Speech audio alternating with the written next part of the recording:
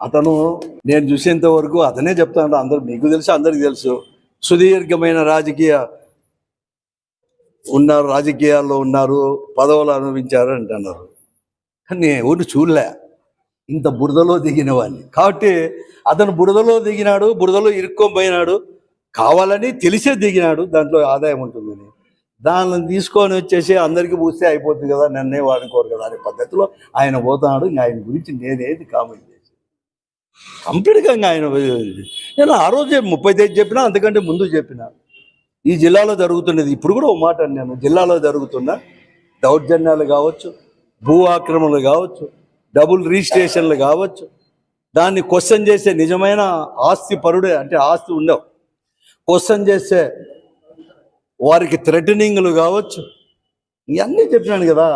Krishna English medium school Krishna కావచ్చు, లేకుంటే బుడుగు జంగామలు కావచ్చు, లేకపోతే సాయినగర్లో ఉండే మైనారిటీ మహిళలను ఎలా దూషించాడో తెలిసి, వాళ్ళ పార్టీ మనిషే, వాళ్ళ పార్టీ వాళ్ళే, వాళ్ళని గురించి ఆయన సొంతం చంద్రబాబు నాయుడు గారి బావమరిది హరికృష్ణ గారి బావ జూనియర్ ఎన్టీ గారి తల్లిని ఎలా దూషించాడో ఇవన్నీ కూడా తెలుసు. ఇంకా అంత బురదలో ఇరుక్కునేవన్నీ మళ్ళా నేను మాట్లాడాల్సిన అవసరం కూడా లేదు, అందరికీ తెలుసు. నేను ఒకటే కాదు తెలిసిండేది, నేను కాదు, ప్రజలే డిస్కస్ చేసుకుంటున్నారు.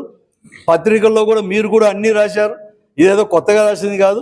లేకుంటే ఒక పత్రిక, 2 పత్రికలో, లేకుంటే ఒక ఎలక్ట్రానిక్ మీడియా కూడా చెప్పిండిదేం కాదు. అతనితోనే కాదు, అందరూ కూడా, ఈనాడు కావచ్చు, జ్యోతి కావచ్చు, ఈ పేపర్ ఆ పేపర్ అనేది కాదు, ప్రముఖంగా ప్రకటించినారు, బహిరంగ చేశారు.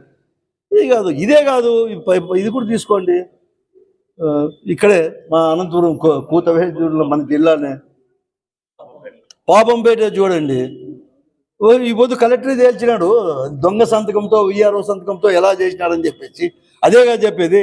అటువంటివన్నీ చూపించేసి మేము పంచాయతీలు చేస్తామన్నా కూడా ఎవరు అడిగేవారు లేడు. అడిగిన దానికి ఇవన్నీ చేస్తున్నాడు. అది అతని గురించి ఇంకా నేనేది మాట్లాడేది.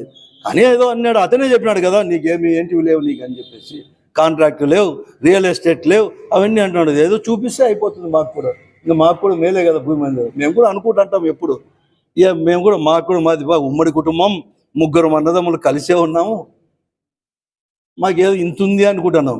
కానీ పంచుకుంటే 30 ఎకరాలు కూడా రాదే అనేది కూడా అప్పుడప్పుడు కూడా ఉంటుంది మాకు కూడా.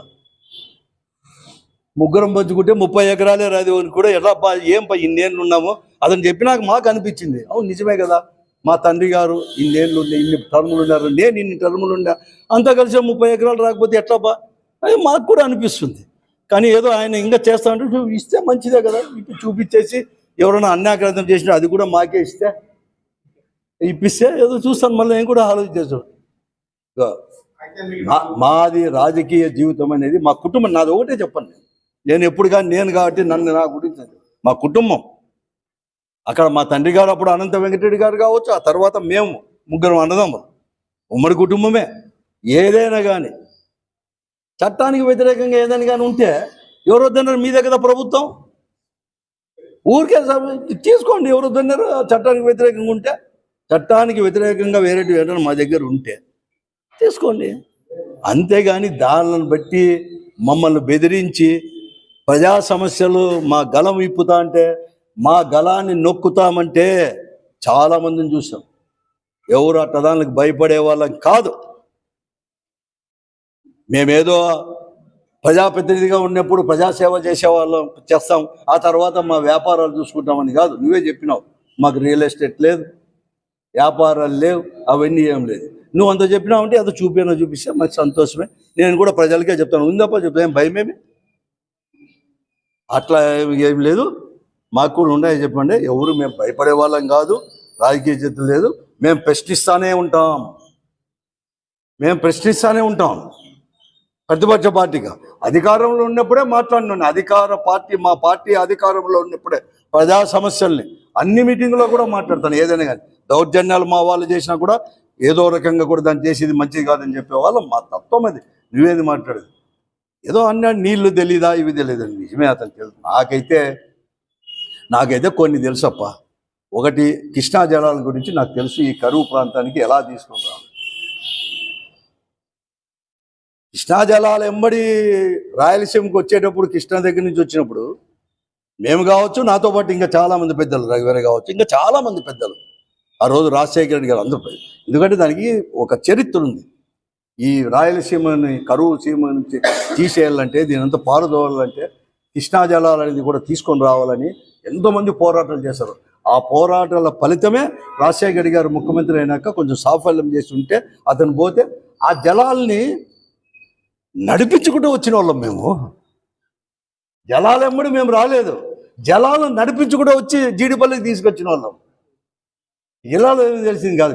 నేను ఒకనే కాదు, చాలామంది పెద్దలతో పాటు మేమంతా కూడా ఎంతోమంది కూర్చున్నాం. తీరా మాట్లాడదు. నాకు కృష్ణా జలాల గురించి తెలుసు, తుంగభద్ర జలాల నుంచి తెలుసు. ఏమంటే నాకు తెలియదు ఏమంటే అతను తీసుకునే జలం నాకు తెలియదు, అంత తప్ప నాకు తెలియదు. ఈ రెండు నాకు బాగా తెలుసు. అందుకే అది క్వశ్చన్ చేసినా అని అంటే నువ్వు తీసుకునే జలం నాకు తెలియదు.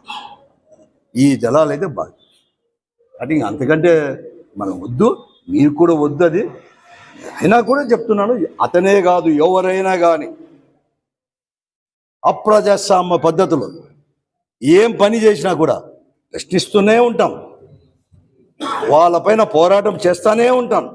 ప్రజాస్వామ్యానికి విఘాతం కలిగినా కూడా ఏదో ఒక పద్ధతిలో ప్రజాస్వామ్య పద్ధతుల్లోనే అడ్డుకునేకి మొత్తం ప్రయత్నం చేస్తూనే ఉంటా, నా బొందులో ప్రాణం ఉన్నంత వరకు అని చెప్పి అంతేగాని ఇటువంటి దానికి ఎవరు బెదురుకోము. నేను ఇప్పటికి కూడా చెప్తాను, ఈ పరిస్థితి తెలుసు చేస్తూ అందరికీ అవకాశం వచ్చింది. అవకాశం మీకు వరం. ప్రజా జీవితం అంత బిన్న అందరికీ రాదు. ఇన్ని కోట్ల మందిలో కొద్ది మందికే వచ్చేది. పనిచేయండి, ఇంకా 3.5 సంవత్సరాలు ఉన్నాయి. జిల్లా అభివృద్ధి కోసం ఆలోచన చేయండి, జిల్లా అభివృద్ధి చేయండి, పేదవారిని గురించి ఆలోచన చేయండి, మధ్యతరగతి గురించి ఆలోచన చేయండి, లా అండ్ ఆర్డర్ గురించి ఆలోచన చేయండి.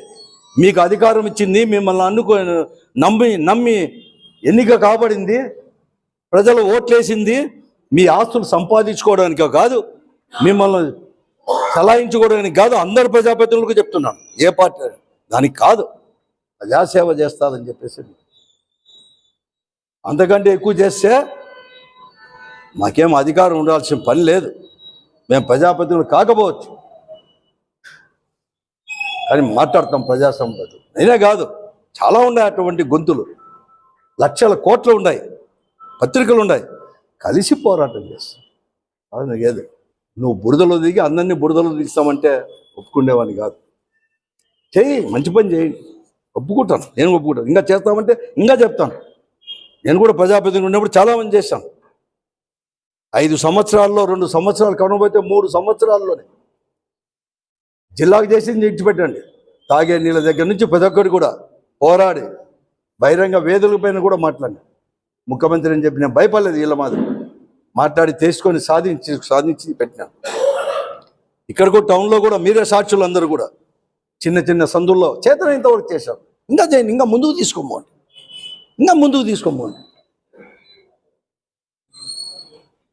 నోరుంది కదా అని చెప్పేసి ఏదంటే అది మాట్లాడితే ఎవరేం లేదు.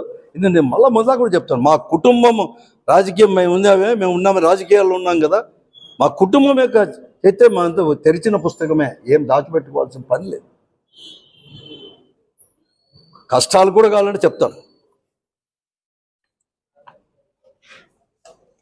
అధికార పార్టీకి సంబంధించిన 1-2 ప్రజాప్రతినిధులు కావచ్చు, లేకుంటే మా పార్టీలో ఉండి 1-2 నా పక్కనే ఉండి అదేంది అది కపట్ ఏదో అంటారు, కట్టప్పల మాదిరి ఉండే వాళ్ళ మాటలు ఏమి నువ్వు ఏదంటే అది మాట్లాడితే ఎవరు కానీ చేరు. ఆ కట్టప్పలకు భయపడే వాళ్ళం కాదు. మీరు రాజకీయంగా నన్ను ఎదుర్కొనలేక, మీరు చేస్తున్న దౌర్జన్యాలను కానీ మీరు చేస్తున్న అక్రమ ఆర్జనల గురించి ప్రశ్నిస్తే మీరు దాన్ని సమర్థించుకోలేక, దాన్ని ఎదుర్కొనలేక ఈ కట్టప్పలతో కలిసి మీరు ఇవన్నీ చేస్తుంటే ఎవరు బెదరుకోం, తగిన బుద్ధి చెప్తామని అందరికీ